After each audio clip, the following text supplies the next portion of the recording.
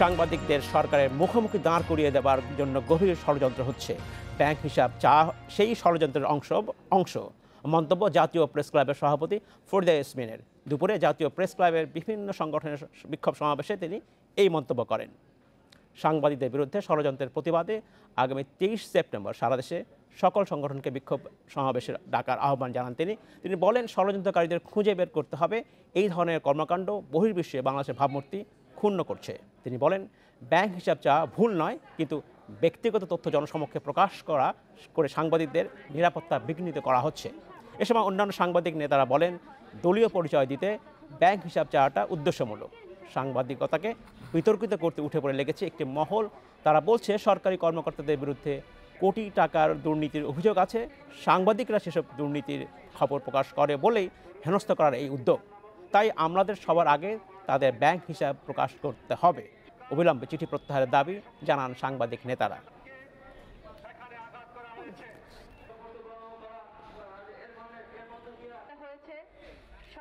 করোনাকালে আমাদের মাননীয় প্রধানমন্ত্রী সাংবাদিকদের পাশে দাঁড়িয়েছেন, নানানভাবে সহযোগিতা করেছেন। তাহলে এই দূরত্বটা কে সৃষ্টি করতে চায়? এই দূরত্ব সৃষ্টির হীন উদ্দেশ্যটা কি? এগুলো আপনাদেরকে বের করতে হবে এবং সাংবাদিক সমাজকে জনমনে প্রশ্নের মধ্যে ফেলে দেওয়া, এটার কারণ কি?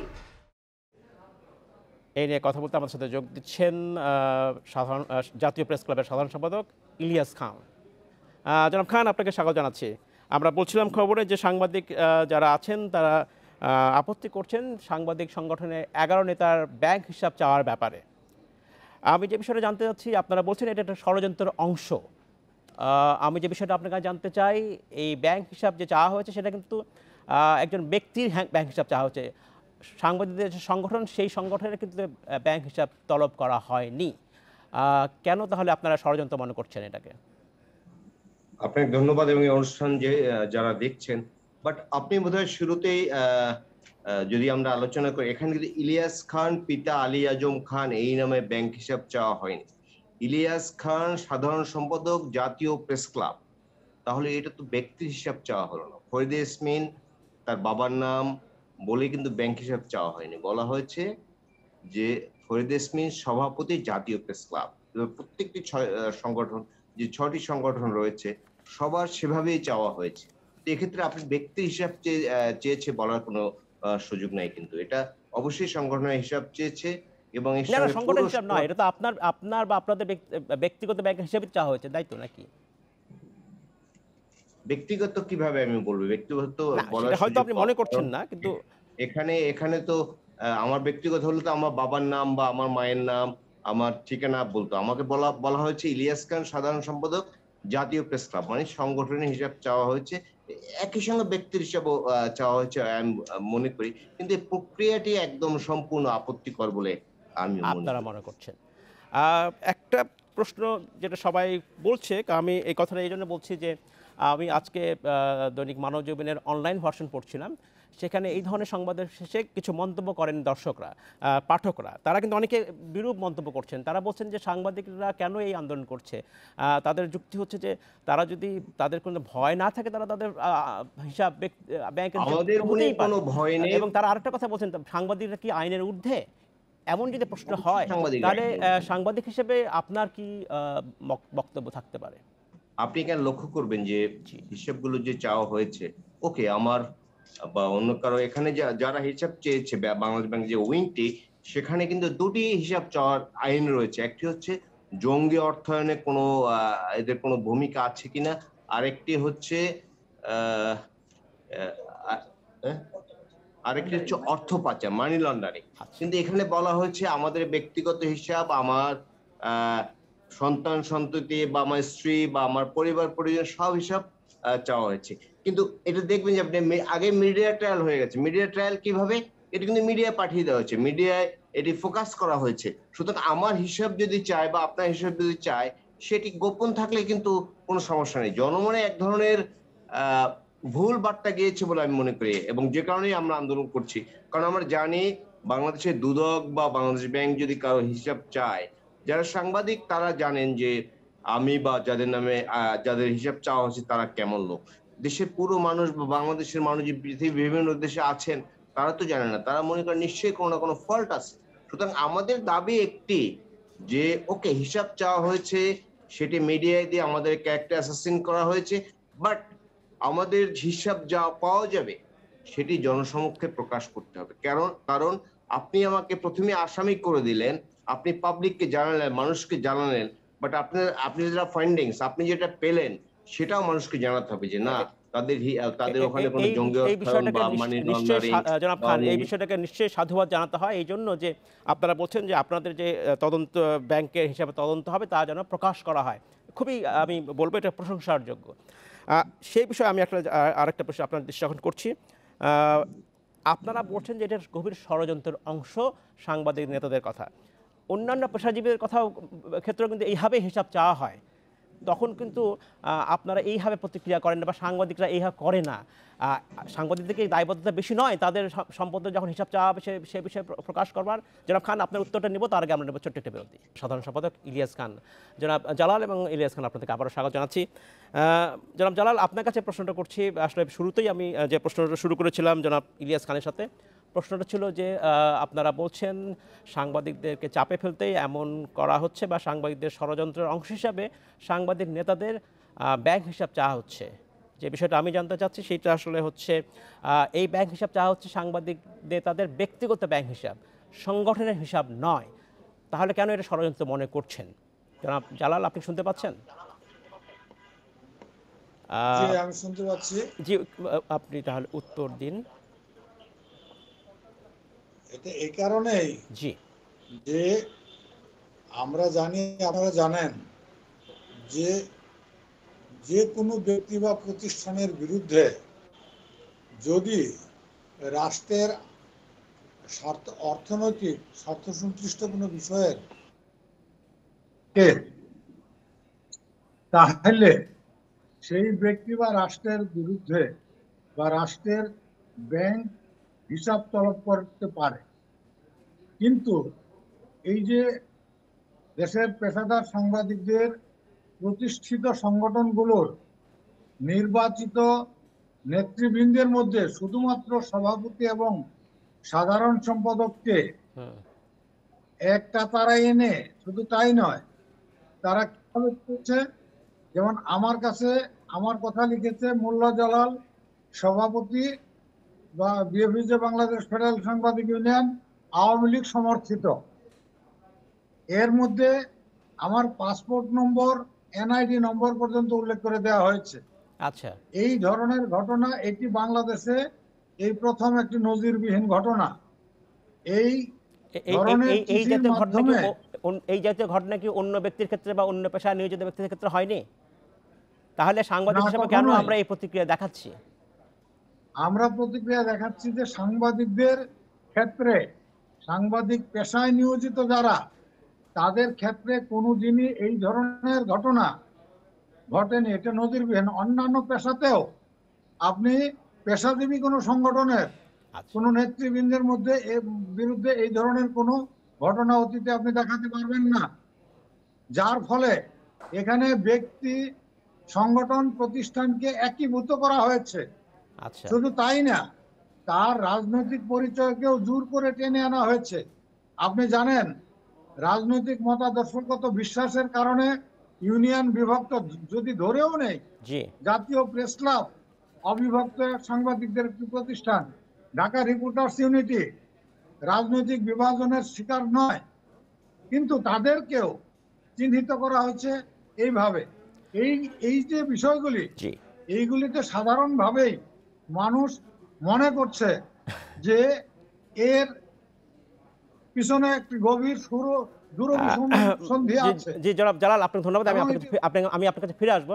জনাব ইলিয়াস খান, আপনার কাছে যে প্রশ্নটা আমি বিরতিতে যাওয়ার আগে কথা বলেছিলাম, আপনি বলছেন যে এইটা সাংবাদিকদের জন্য ঠিক হচ্ছে না, কিন্তু বা মিডিয়া ট্রায়াল হচ্ছে, কিন্তু একই ধরনের কিন্তু কাজ হয়েছে অন্যদের ক্ষেত্রে, অন্য পেশাজীবীদের ক্ষেত্রে হয়েছে, তখন কিন্তু এই প্রতিক্রিয়া সাংবাদিকরা আমরা দেখাইনি। অন্যদের ধরলে দেখুন, এই সাংবাদিকতা পেশা অন্য যে পেশাজীবীদের কথা বলেছেন কিছুটা পার্থক্য। নিশ্চয়ই, সেটা আমি আপনার সাথে একমত। সাংবাদিক পেশা আপনি দেখবেন যে রাষ্ট্রের চতুর্থ স্তম্ভ বলা হয়।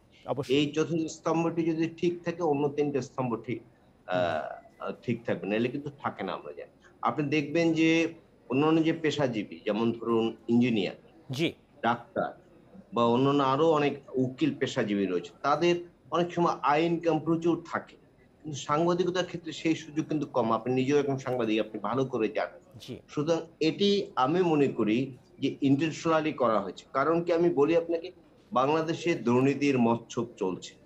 যেমন ফরিদপুরের প্রতি পর্দা ৩৭,০০০ টাকায় জি কেনা হয়েছে। তারপরে ধরুন বালিচুটাতে রূপপুর বিদ্যুৎ কেন্দ্রে ৭,০০০ টাকা লেগেছে। তারপরে রডের বদলে বিভিন্ন জায়গায় বাঁশ দেওয়া হচ্ছে। জনাব খান, আমি বুঝতে পেরেছি। আমি আরো ন্যূনতম যে আমাদের খবর সময় আমরা কম, আমি পাচ্ছি, আসলে আরো কিছু বিষয় নিয়ে প্রশ্ন করবো। আপনাকে ধন্যবাদ, আমি আপনাকে ফিরে আসবো। আমি বুঝতে পেরেছি আসলে আপনি কি বলতে চাচ্ছেন। জনাব মোল্লা জালাল, আপনার কাছে জানতে চাচ্ছি, আপনি বলছিলেন যে এটা মানুষ কি ভাবছে, মানুষ কি দেখছে। আমি শুধু মানুষের প্রতিক্রিয়া আপনাকে শোনাচ্ছি পড়ে। আমি আজ একটু আগে মানবজমিন, দৈনিক মানবজমিনের অনলাইন ভার্সন পড়ছিলাম, যেখানে এই সংক্রান্ত সংবাদের কিছু মন্তব্য করেন পাঠকরা। আমি দুই একটা মন্তব্য পড়ে শোনাচ্ছি। একজন হচ্ছেন কোরবান আলী, একজন পাঠক। উনি বলছেন, সম্পদ হিসাব দিতে চাইলে তাতে ভয়ের কি আছে, আপনারা নাকি সাংবাদিক বলে আইনের ঊর্ধ্বে নিজেদেরকে ভাবেন কিনা। আর উনি বলছেন সাংবাদিকদের ভয়ের কিছু নাই, যাদের ভয় আছে তারা হচ্ছে সাংঘাতিক, অর্থাৎ তিনি যারা খারাপ সাংবাদিক বা তাদের অর্থে বোঝাচ্ছেন। এটা খুব যুক্তিসঙ্গত কথা। যারা সত্য ভালো সাংবাদিক তাদেরকে ভয় পাওয়ার কোনো কারণ আছে? না, এটা ভয়ের কারণ না। আপনি একটা জিনিস বুঝেন, আচ্ছা জি যদি আমি মোল্লা জালাল, জি আমার ব্যাংক অ্যাকাউন্টে আছে মোল্লা জালাল সান অফ লেট উমুক ঠিকানা, জি আমার ব্যাংক অ্যাকাউন্টের আয় ব্যয়, আমার কোন হিসাবটা সরকার জানতে চাইতে পারে? শোনান, এখানে একটা ধারণা স্পষ্ট থাকা দরকার। সেটি হচ্ছে যে আমার অ্যাকাউন্টে যদি অস্বাভাবিক কোনো লেনদেন থাকে বা থাকার সম্ভব ঘটনা ঘটে থাকে বা সম্ভাবনা থাকে, জি আমার অ্যাকাউন্ট থেকে যদি জঙ্গি অর্থায়নের কোনো ঘটনা থাকে থেকে থাকে এবং সম্ভাবনা থাকে, অ্যাকাউন্ট থেকে এই যদি বক্তব্য জঙ্গি আসলে অর্থায়নের এই তদন্ত কোনো হওয়ার পরে এই ঘটনা বক্তব্য থাকায় দিলে হয়তো থেকে থাকে। মানুষ আরো পরিষ্কার হতে পারতো যে হ্যাঁ, তারা তো সাংবাদিক তো পরিষ্কার আছেন, সমস্যা নাই, এই কথা হয়তো বলা যেত। যেমন জালাল, আমি আরেকটা প্রশ্ন করি আপনাকে। আপনারা বলছেন এর পিছনে এর প্রেক্ষাপটটা একটু ষড়যন্ত্রমূলক। কি সেই প্রেক্ষাপট আপনার ধারণা মনে হয়? যেন মোল্লা জালাল, আপনার কাছে জানতে চাচ্ছি, কেন এই ব্যাংক হিসাব চাওয়া হলো, কিসের ষড়যন্ত্র? মনে হয় কি, জি আপনি দেখেন দেশের যত অনাচার, অবিচার, জুলুম, নির্যাতন, জি সাংবাদিকদের কাজ তো এগুলি তুলে ধরা। জি এই ক্ষেত্রে সাংবাদিকরাই সমস্ত তথ্য উপাত্ত জনগণের সামনে, মানুষের সামনে তুলে ধরছে। হুম হুম আর এই তুলে ধরাতে হুম হুম কায়েমি স্বার্থান্বেষী মহল, কুচক্রী মহল, যারা বেনিফিশিয়ারি মহল, যারা দেশ ও জাতির কল্যাণে নয় অকল্যাণে নিয়োজিত, যাদের দূরভিসন্ধি থাকে নানা রকমের বিষয়ে, সেই শ্রেণীটা সাংবাদিকদের প্রতি ক্ষুব্ধ হয়ে তাদেরকে জনসমক্ষে হেয় প্রতিপন্ন করার একটি কৌশল এটি আমরা মনে করি, এবং দেশের সাংবাদিক সমাজ তাই মনে করে। যদি তা না হইতো তাহলে আমি মোল্লা জালাল, আমার নামে ব্যাংকে হিসাব আছে, কিন্তু আমারও হিসাবে সভাপতি বিএফইউজে আওয়ামী লীগ সমর্থিত এই বিষয়গুলি তো নেই।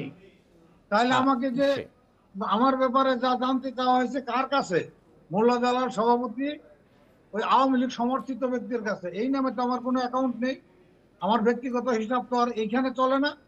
সুতরাং এইভাবে যখন বলা হয়েছে তখন নিশ্চয়ই এর পিছনে একটি উদ্দেশ্য আছে। অনেক ধন্যবাদ যারা এই অনেক কাজটি ধন্যবাদ। করেছে। আমি জনাব ইলিয়াস খানের কাছে জানতে চাচ্ছি। ইলিয়াস খান, আমি আসলে জানতে চাচ্ছিলাম যে সবকিছু যদি এই ব্যাংকের তদন্তের পরে যদি এই কথাগুলো বলা হতো যে এটা ষড়যন্ত্র অংশ, কারণ আমরা ধরে নিচ্ছি যে যাদের বিরুদ্ধে এই হিসাব চাওয়া হচ্ছে তাদের ব্যাংক হিসাব পরিষ্কার, তাহলে কি এটা আরো শোভন হতো না? না, আমরা এখনই বলতে চাই যে প্রক্রিয়া যেটি করা হয়েছে, যে প্রক্রিয়া এটি করা হয়েছে, জি যে আগে আমি মিডিয়ার কাছে এটা প্রকাশ করে দিলাম, তো আমার ক্যারেক্টার অ্যাসাসিন হয়েছে না, নিশ্চয়ই একটি ষড়যন্ত্র। নিশ্চয়ই নিশ্চয়ই। আমি একটু কথা বলে শেষ করব যে একটি দুর্নীতিবাদ চক্র গড়ে উঠেছে দেশে।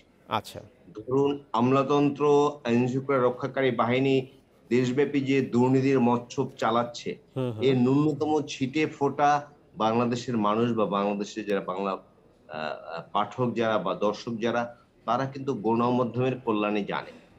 এছাড়া কিন্তু জানার কোনো উপায় নেই। তাদের এখন অভিন্ন শত্রুতে পরিণত হচ্ছে সাংবাদিক। আপনি দেখুন, এই করোনা কালে অতিমারির সময়ে স্বাস্থ্য মন্ত্রণালয়, যেটাকে এখন অনেকে বলে অস্বাস্থ্যকর মন্ত্রণালয়, দুর্নীতির মচ্ছব চালিয়েছে। মানুষের জীবন ধারণের যে বিষয়গুলো, মানুষ বাঁচবে কি মরবে যার উপর ডিপেন্ড করে, সেগুলো নিয়ে তারা সীমাহীন দুর্নীতি করেছে। অনেক আমাদের ধন্যবাদ ইলিয়াস খান। সবচেয়ে গর্বের বিষয়, let me finish, এক মিনিট জি। শেষ করছি ভাই।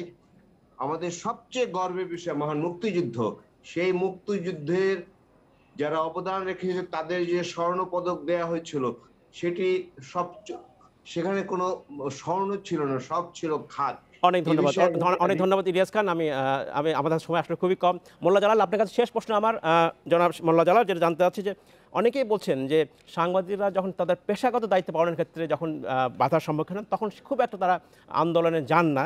যেমন একজন পাঠক লিখেছেন যে যখন অনলাইন পত্রিকাগুলোর নিবন্ধন বাতিলের ব্যাপারে যারা নিবন্ধনকৃত অনলাইন না সেগুলো যখন বন্ধ করার কথা বলা হলো, তখন সাংবাদিক নেতারা কথা বলেননি। অথবা অনেকেই বলছেন যখন ডিজিটাল সিকিউরিটি অ্যাক্টের যখন অপব্যবহার হয়, তখন সাংবাদিক নেতারা খুব একটা মাঠে সরব দেখা যায় না।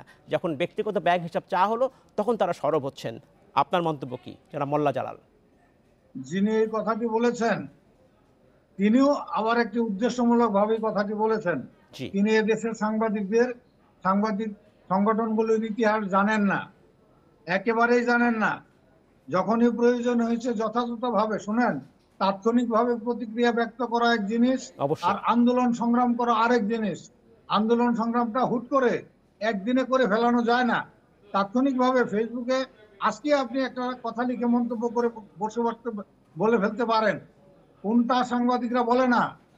চাকরিচ্যুতি, বেতন না দেওয়া, বেতন কমিয়ে দেওয়া, হয়রানি, নির্যাতন, নিপীড়ন, এমন কোনো ঘটনা নাই যে ঘটনার বিরুদ্ধে সাংবাদিক সমাজ সাংগঠনিকভাবে অবস্থান নেয়নি।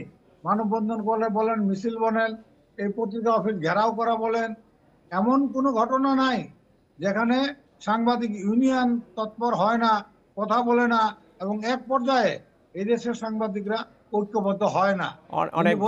অনেক ধন্যবাদ মোল্লা জালাল। আজকে আমাদের সময়ের জন্য স্বল্পতার জন্য শেষ করতে হচ্ছে। জনাব ইলিয়াস খান, আপনাকে অসংখ্য ধন্যবাদ। ভবিষ্যতে নিশ্চয়ই আমরা আপনাদের সাথে আবার কথা বলবো।